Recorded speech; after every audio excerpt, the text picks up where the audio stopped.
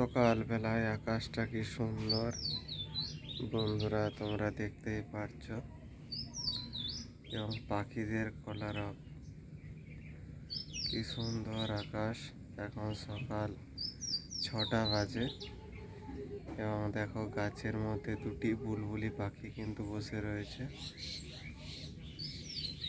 মাঝের মধ্যে আপনারা একটু খোলা আকাশের দিকে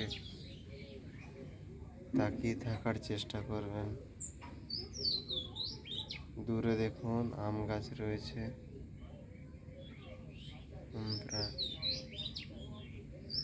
এটা কি গাছ কেউ বলতে পারবেন? বুলবুলি পাখি দুটি দেখুন উপরের ডালে রয়েছে, সুন্দর বাতাস খাচ্ছে।